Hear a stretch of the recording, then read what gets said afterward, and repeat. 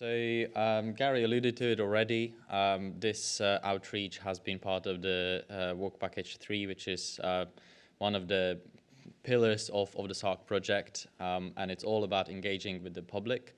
So one of the outputs of the project that's part of this is the Visualisation Toolkit, and we're going to be having a little demo that's going to be presented by Jasmine and Marije, I believe. So I'm just going to get that ready, and we will get them up. Okay, here they are coming.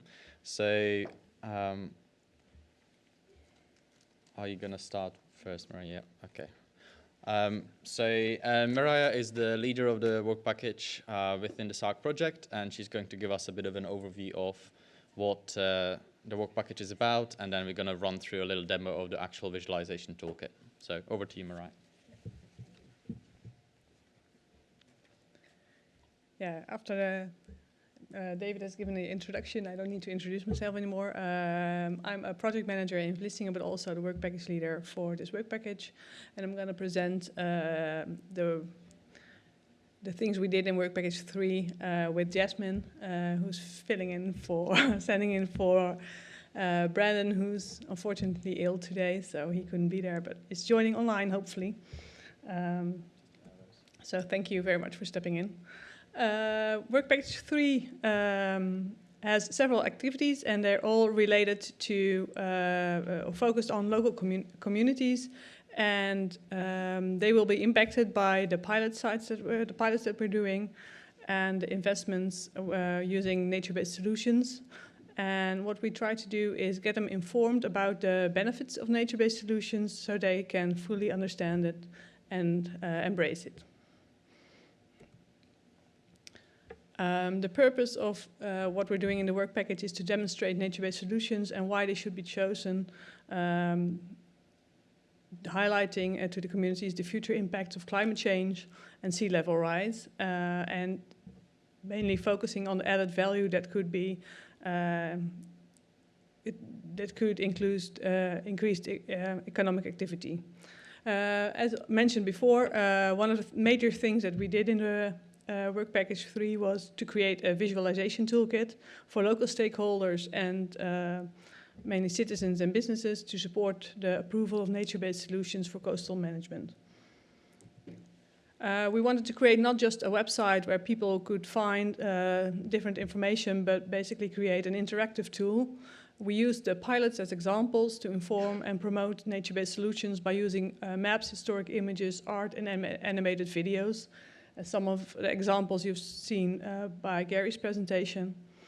And all partners, especially the pilot partners, have improved or have contributed to the toolkit, and we're still improving and updating the visualization toolkit as we're almost finishing up the pilot sites. In the next 80 years, sea level could rise by up to 1.6 meters, significantly increasing coastal flood and erosion risk. Currently, the most common defences in coastal cities are hard concrete structures.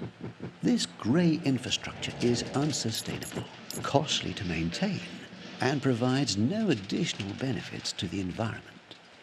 These hard defences in Europe are costing 1.25 billion euros per year. At the current rate, this would grow to 961 billion euros by the year 2100. The SARCC project tackles this issue by demonstrating how nature-based solutions can make the coast more resilient in a cost-effective, flexible and sustainable way. Nature-based solutions are actions inspired and supported by nature. They can be used to tackle challenges such as sea level rise, whilst enhancing the local environment. Organisations from across Europe are working together to research and run NBS pilots in urban environments. These pilots aim to demonstrate how nature-based solutions can improve flood defence in coastal cities when compared to hard static alternatives. A major benefit NBS offers is flexibility, allowing defences to adapt organically to coastal changes. Furthermore, building with nature benefits the local community and economy, with ecosystem services providing cleaner air, provisioning and recreational value. Let's build sustainable and resilient coastal cities by putting nature at the centre. Learn more at www.sarcc.eu.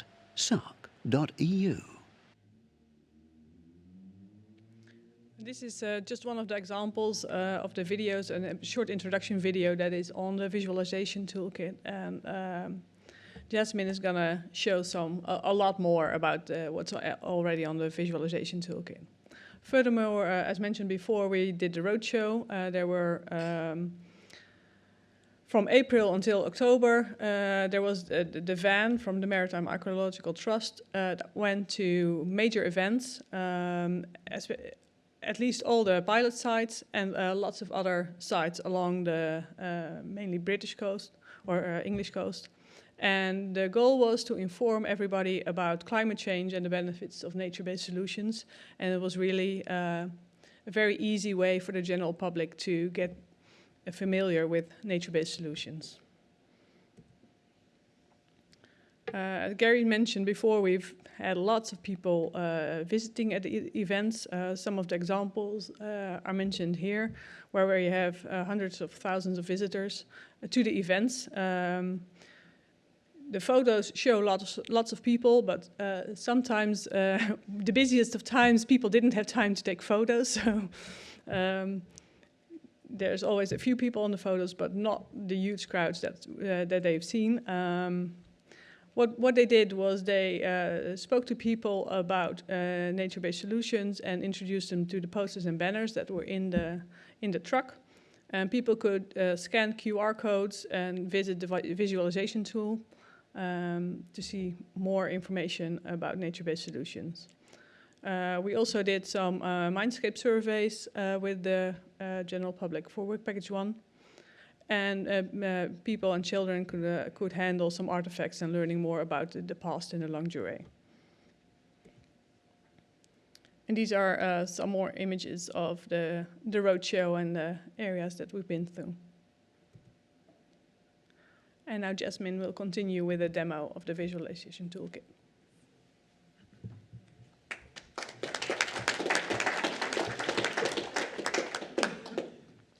Okay, so it was Brandon Mason that was going to be here today speaking to you, but as I say, he can't be here today, but he has left me his notes, so I can tell you a bit about it instead.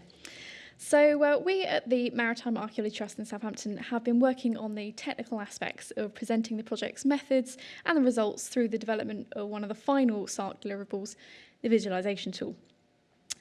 So as Gary's already outlined, our other role within the SARCC programme has been to look at the historical and archaeological perspective and how that understanding the past changes, be they natural and climatic, but also often anthropogenic, can help us understand what works and what doesn't work for the present and for the future.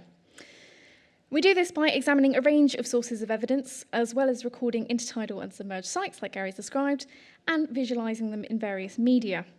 And this perspective is also something that we've integrated within the visualisation tool and which we feel provides a rich and a vital context. For the next few minutes, I'm going to give you a quick flavour of some of the main features of the visualisation toolkit before outlining where we see this going up to the close of the SARCC project. So the VT has been live at its new URL, which I'll give you at the end, for several weeks now. It comprises of a full screen map, which is one of the several layouts that was considered, which ranged originally from kind of Esri-style story map, which is more of a single-page narrative with interactive map elements, through to the full WebGIS interactive database approach. The focus has been very much on developing an online narrative-driven interactive viewer that introduces all of those elements and aims of the projects and highlights the nature-based solutions across the 4 nations. So let's have a look at some of the main elements. First up, we have the welcome panel, which introduces the user with a tour of the main elements and modes of navigation. And you can dismiss this at any time, which it gets in the way. And users are guided through some of the controls, including the base map selection, the legend, which is hidden by default, and a dynamic layer control, which changes depending on which pilot is in focus. And on the left side, you do have some additional tools, including shortcuts to explore the map by the pilot or by particular NBS-related process, as well as links to the rest of the map and to restart the tour. The panel on the right, however, is the main narrative window, and that adds the context to all of the map content and the data. Next, the VT provides translations in English, French, and Dutch, and it works across the entire site thanks to this handy little Google Translate integration. We've also made use of these really nice infographics, which we've integrated throughout the VT to explain various aspects of the project. And there's also videos for the 7 pilot studies, as well as the thematic explorations of the biological, the coastal processes, the grey infrastructure, and the longue durée, as well as all the various nature-based solutions being trialled. As Marije has already shown you this introductory video, I'm going to skip that one, but they're all available with Dutch and French subtitles as well. The main narrative mode is a linear tour through each of the case study sites using the big blue button at the bottom centre. So here we're going to take a quick look at Newlyn in Cornwall. And we see that the pilot study is within the large circle, and you can also see various data points representing some of the evidence from the historical and the archaeological perspective, highlighting built heritage, images and artwork that informs on how the coastline has developed and how people and the environment have responded to climate change since the end of the last ice age, with more recent historical records spanning the last few hundred years or so. Each case study site contains background information setting out the need for that coastal defence before diving deeper into each nature-based solution. This video in the corner is available on YouTube, and it's of the St Valentine's Day storm, a flood event at Newlyn, which was the last of at least 12 storms to hit between 2013 and 2014, with peak wind speeds recorded of 174 kilometres per hour. We've also used other high-impact videos related to each NBS approach, which have been produced by EXO, and integrated them into the final version of the VT as well. So the Environment Agency, or the SARCC project partners, are developing this 60-metre-long structure, which will create the hybrid natural defence from the existing harbour wall. And the NBS here is designed to deflect and disperse wave energy, mimicking those natural rock outcrops you can see on the satellite imagery there, and thus reducing likelihood of a repeat of the floods in 2004 and 2014. So let's take a look at some of the other information on the map. We've been gathering these archaeological, paleo-environmental, artistic and photographic data for each of the case studies in order to provide a kind of unique perspective on coastal change at each location. This imagery features people from centuries gone by who are living, working and enjoying the coasts and the sea. They also contain that crucial evidence on past engineering of the coastline, including sea walls, hards and defences. The artistic imagery in particular can often engage the general public and highlight the message of the impact of past decisions on these places that they've since inherited, which is a key factor in gathering public support for these more sustainable solutions going forward. So, as we know, there's 2 case study sites in the UK, Newlyn and here in Southend, of course, but let's jump ahead to the European coast to look at some of the others before we come back to Essex. So, to illustrate some of the other interactive content, we're going to have a look at Gravelines in France. So, as we know, the sea level rise due to climate change is one of the main challenges for urbanised areas in the Channel, areas on the Channel coast and in the North Sea. However, in France, the dune environments and nature-based solution protection solutions have historically not really been well relied upon. So, of course, this partner is seeking to recreate the natural dune systems, and those will hopefully dynamically respond to change. We have lots of powerful imagery from France, and it's been identified across all of the case studies, and the local archaeological teams and archives have contributed thousands of sites and featured locations that provide these data points on past sea level change and shoreline position. So at the accumulation of the project, the final VT will show the layout and the extent of each of the nature-based solutions approaches on the map, but at the moment you can just see we've already got some of the sort of rich extra content to go along with them. So one of the other contributions we've made is to capture the modern imagery and compare it to this historical imagery to better understand that coastal change. The idea with this is to drive the message of understanding of the longue durée in order to make better decisions for future management of that coastline. And these images are often even more powerful when they remind us of the people who actually lived through these changes and who will have to live with the decisions that we're making now. So these are some more examples from the canal at Gravelines, captured both last year and over 100 years beforehand. And you can find several more examples of this type of imagery while navigating through the different case studies. And as you can see on the right, we've got a few more there of the main canal and of the lighthouse as well. So time for an example from the Belgian coast. One of the projects we were actually fortunate enough to visit amongst all of those pandemic waves in 2021. I think the EXO video describes it best, so I'll let that sort of speak for itself.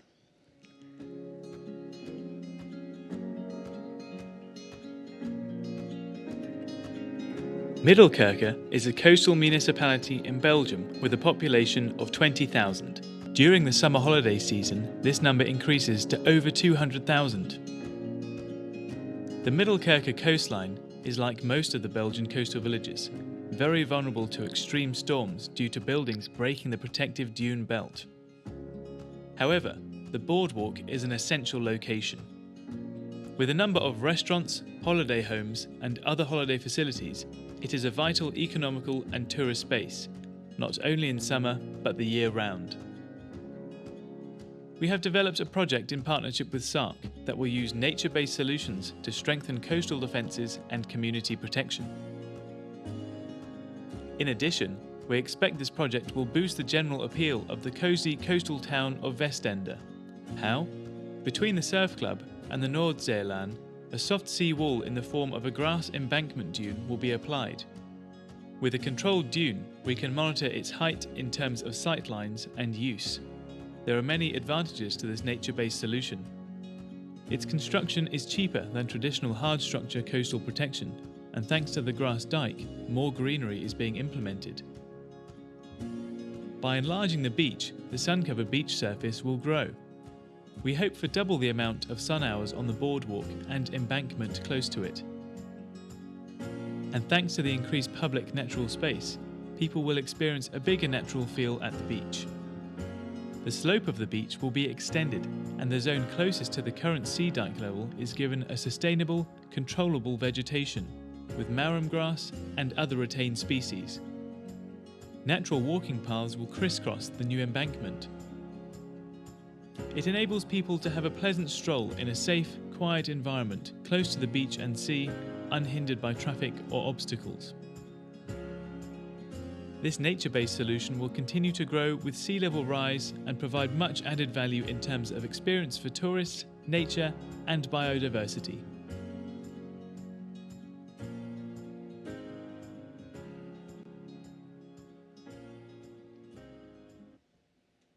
So we've heard from 3 of the 4 partner nations so far, so we'll hop across to the Netherlands and Vlissingen.